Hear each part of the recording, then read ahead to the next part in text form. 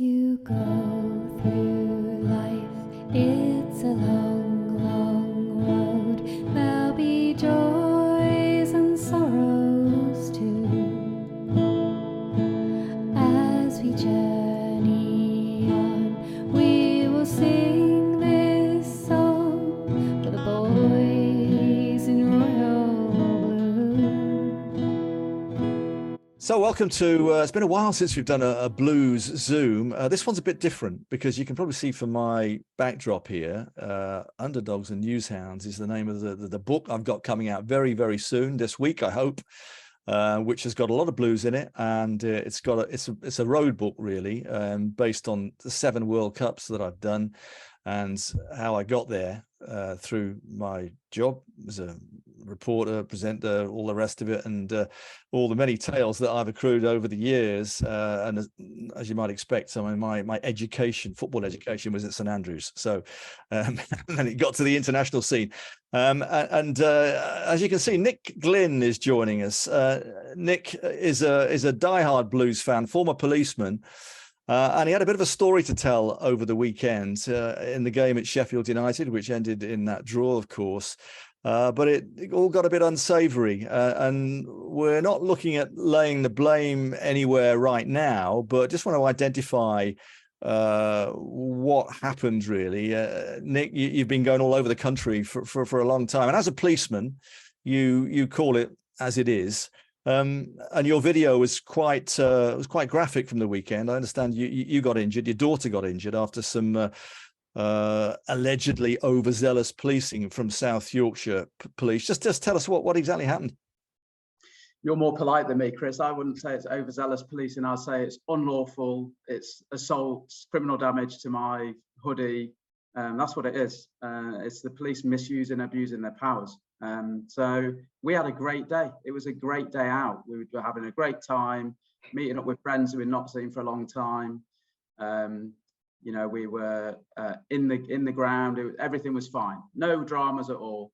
Deeney scored a great equaliser. Celebrations were great. Final whistle went, decent point, and then we went to leave, and we were all told to turn right as we come out of the ground. You know, fair enough. You know, they have a one-way system or whatever, and then the road is blocked by mounted police and police officers in full riot gear, you know, literally NATO helmets, visors down, pads, armor, body armor, everything.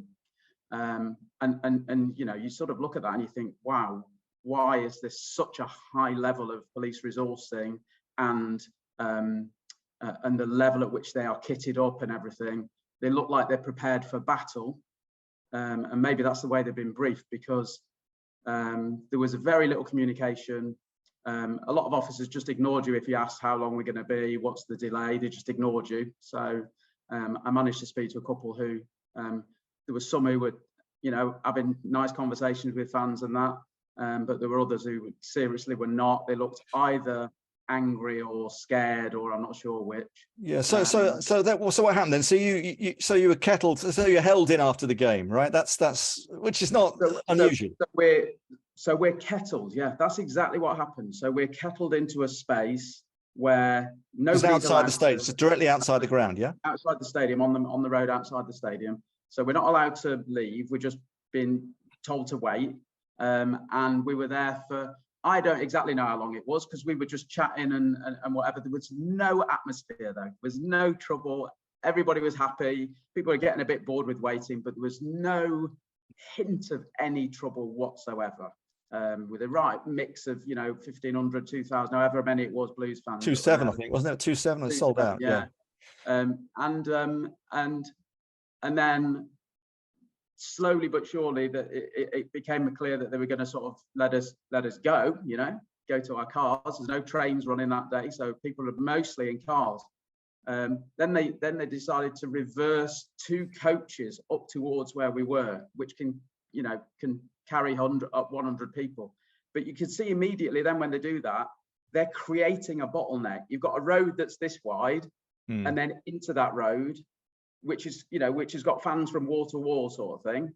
And then into that, they put 2 coaches, which makes 3 gaps down which people can walk when they finally indicated that they were letting us through. And then when they let us through, you got police officers walking backwards in front of us, so walking slowly, walking into lampposts. You know, it was chaotically organised, and then you know, chaos ensued, because you've got a load of people thinking, can we go? How can we walk past these police officers or not? It was all really unclear. And then what actually happened, I see my daughter thrown to the floor by police officers, which you can imagine is a distressing thing to see. But so in what context, Nick? I mean, no idea. Were people rushing past, or what? No idea, because she was behind me. So all I see is my daughter fly past me onto the floor by police officers, and then police officers surrounding her, not trying to help her to get back to her feet. So I try and go and help her, and then I'm yanked down from behind by other police officers onto the floor. So they were reacting to your reaction to her? They're reacting to me trying to make sure that my daughter, she fell on her back, her head hit the floor. I thought she'd hit her head on the curb, you know. I was really worried and distressed by it. And then there was just chaos. I had a police officer with their hands around my throat, pushing me into a fence. I was saying to them, it's my daughter, you know. She didn't say anything or anything. I mean, it just seems so random. I mean, how can you? Why would they attack or allegedly assault a woman leaving a football ground? I don't quite understand. It seems because they probably the ethos is that, you know, we're all bad, Birmingham fans, all bad and dangerous and to be feared and to be stopped. Okay. Yeah, and it's that kind of sentiment that you look at the replies to my video on social media, and people, you know, there's many people saying that's typical of how we are treated by South Yorkshire Police. I mean, I've seen it myself all over the world, you know, with England fans and with Blues as well. I mean, reputations do go before you. That is a problem, and we thought we'd got past that. The South Yorkshire Police have not said much so far, but, you know, they are promising to investigate, and it would be remiss of me not to give their version of what's happened here. A statement which appeared in the media in that part of the world at the weekend. Chief Superintendent Simon Wanless is quoted as saying, "We're aware of footage circulating of our response to the disorder," they said, "at yesterday's match between Sheffield United and Birmingham City. An investigation is now underway into this disorder itself, which resulted in damage to a coach and a Sheffield pub." We'll come to that in a second. 2 people have been arrested, and work's ongoing to identify others involved. No injuries reported to us. A post-match investigation will follow, during which we'll review all the evidence, including officer body-worn video. Now, I understand it that that is happens after every game that they go through. The policing sounded. I saw the videos of the helmets and all the rest of it. Now, this is where it gets interesting for me, because you may be aware that in the build-up to the game that there was a reunion of the Blues firm, if you like, you know, the Zulus 40th anniversary. You do wonder whether the intelligence that goes on at policing and football these days may have precipitated that reaction. I don't know, but you've seen it at St Andrews, when Millwall come to town, or Leeds, one of the clubs with a reputation that, you know, the policing is pretty. The Villa games, obviously, is, you know, they're there ready to handle it. Now, as far as I understand it, after what you went through, there was some trouble on the London Road. Apparently, the fans came out; they were pushed into the same areas.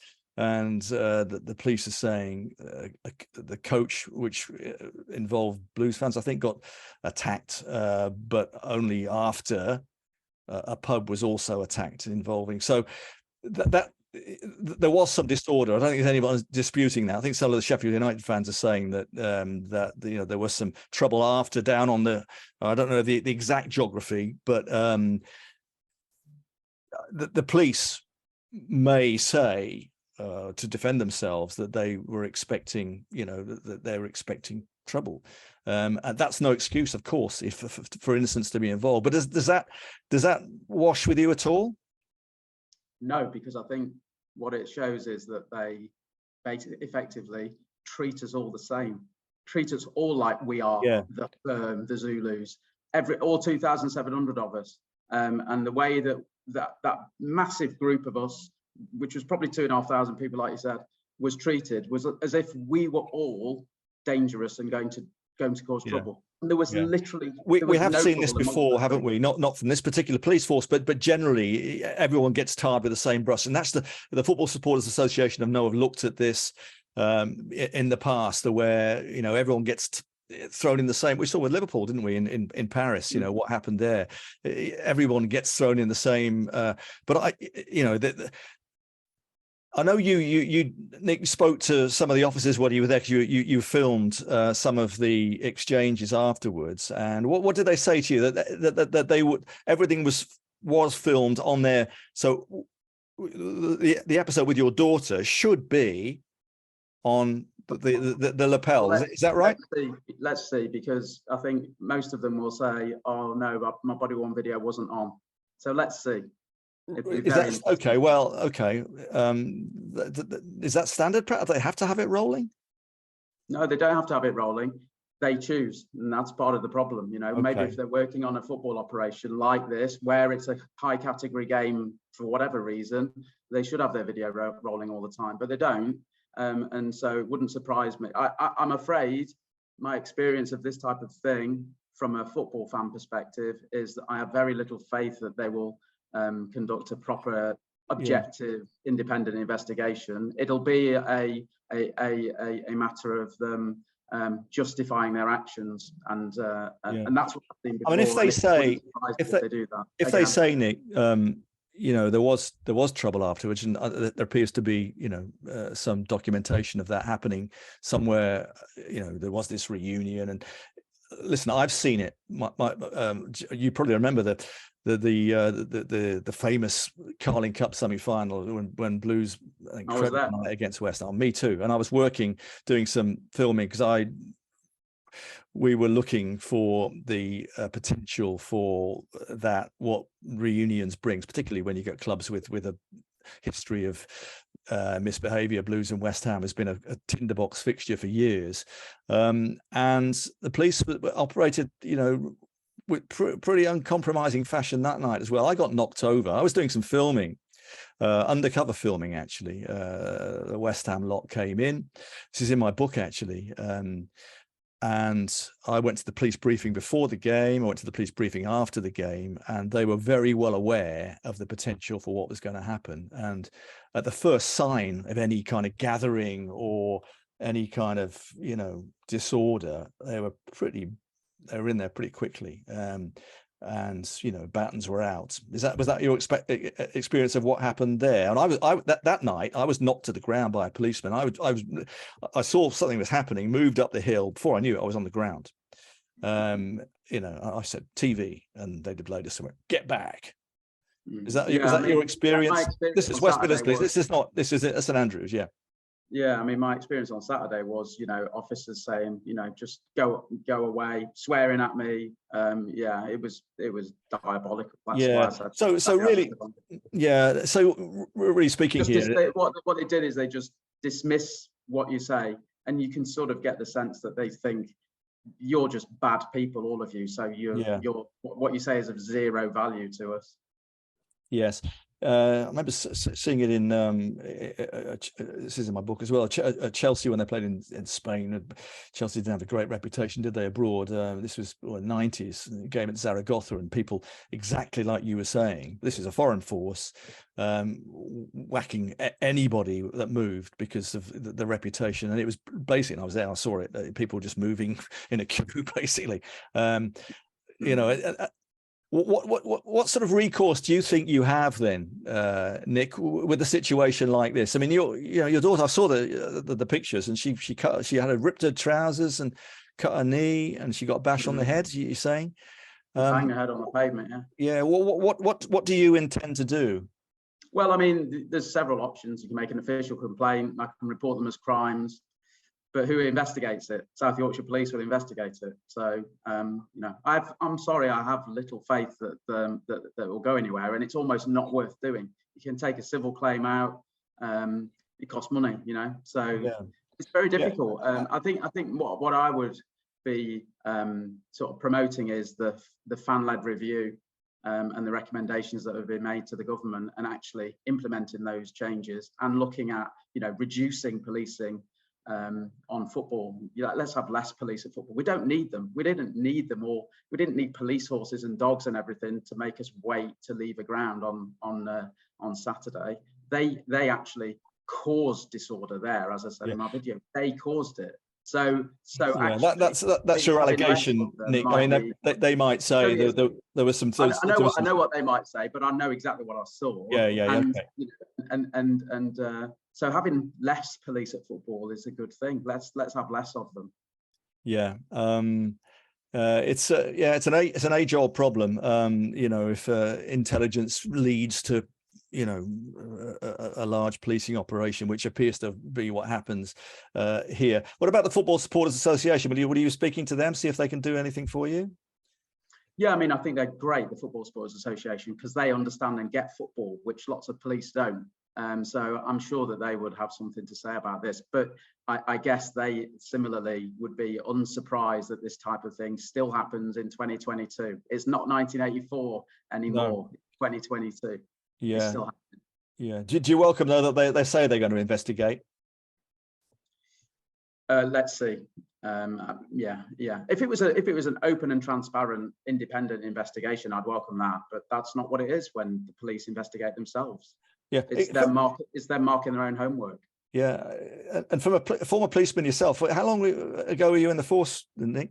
I retired in 2015. I did 30 years. Yeah, I was a football commander. One of my very first memories of football policing was Leicester against Birmingham in 1986, which was an infamously crazy event, terrifying actually, but that was 1986. We're not in 1986 anymore. Yeah. So you know, policing, I think, hasn't changed very much as far as football policing is concerned. You know exactly what's involved then. Did you raise that when you were in front of the officers, saying that, you know, you were an ex-policeman? I think my instinct would have been that. I mean, I think no, because it's pointless. It's pointless. They'd probably be more antagonized by it. You know, I had one officer saying to me, "You have no idea what you're talking about." I mean, I could have said, "Actually, mate, I really do know what I'm talking about," but I didn't, because this officer was in my face, shouting at me, abusing us. So, and probably not with his video on. There'd be no evidence of that. Yeah, but it sounds like he that was after you'd reacted to your daughter. So, I mean, I guess if they're on edge, you know, and they see somebody being, you know, you're reacting, and they don't know the context, then that's going to happen. This was 5-10 minutes after all that sort of moment, which probably lasted 30 seconds. We were waiting in a side street. This officer's still coming up into my face. Officer ID 25, I think that might have been his ID number. Yeah, you know, honestly, the behaviour of some of those officers was diabolical, and whether that comes to light or not is another matter. But it was diabolical. Yeah, and I hope your daughter's okay now. Is she? Yeah, I mean, yeah, it's physical injuries which you recover from, but it's traumatic, you know, and it's not the first time that traumatic things have happened to us and others at football. It shouldn't happen anymore. You know, there's no need for it. You know, those 2,700 people who are waiting are not football hooligans. They are customers. They are gone to see an event. They've paid good money. They've travelled a long way. We are customers. We should be treated like such. And we're not. We're treated like scum. And if some of them were there for a bit of trouble, what do you think of that? And the indication is that there was a group there who were celebrating a certain thing, which may well have the group celebrating the Zulus, 40 years, whatever it was, are not there for trouble. They're mates. They've been mates for years and years and years. Yeah. The police know if there are actually individuals who are planning disorder. There'll be a tiny, tiny number of them, and they probably know every single one of them. Deal with them, leave the rest of us alone. Good to speak to you, Nick. I know you've had a bit of a health scare recently, didn't you, as well? You're all better now and you're all good? No, I'm right in the middle of it, yeah. So when I was thrown to the floor by the police on Saturday, my stoma operation that I've had, yeah. So that's just an added, I could really do without it, to be honest, yeah. But I went to a football match thinking it'll be fine. It's outdoors, it'll be fine. And it wasn't. So yeah, I start more treatment again next Monday. So for 12 weeks of chemo. So yeah. You don't need it, do you? Fingers crossed for you. And I know you're a proper blues fan, so very best of luck. No, hopefully you're going to read this little book here, which is as a former policeman, there's a lot of I got to know a lot of the constab, on my travels. Where can I buy it, Chris? Where can I get it? The link will be up soon. Actually, it'll be up the next few days. It'll be on my social on Twitter and Facebook places, things like that. So I'm probably going to have a little launch of sorts in Brum. I might do one down south as well. But yeah. So it's for what we've been talking about, there's a lot of that kind of thing in it, because I've spent a lot of time on the road, and I know exactly what you guys go through as well. And so it's a very interesting situation, and that kind of dynamic between the police and fans. We thought we'd sort of got past all that, but on certain occasions it does happen, and I think we'll all welcome South Yorkshire Police investigating this to see what went on, and why people like yourself and your daughter got treated like that. It's not good. So yeah, get well soon, Nick, and regards to your daughter and promotion. Yeah, that's right. Yeah. So you're a proper blues fan as well. Despite everything, still thinking like that. Well, this is, we kind of all died in the same died in the war, aren't we? But it's all part of the game, and the road is such a great place, and we all remember our stories, and I guess that this was one you want to forget very quickly. But there's no substitute for following your team and getting involved. Thanks, Nick. Best of luck to you, pal. Good luck with the book launch. Thanks very much. Cheers. Thanks.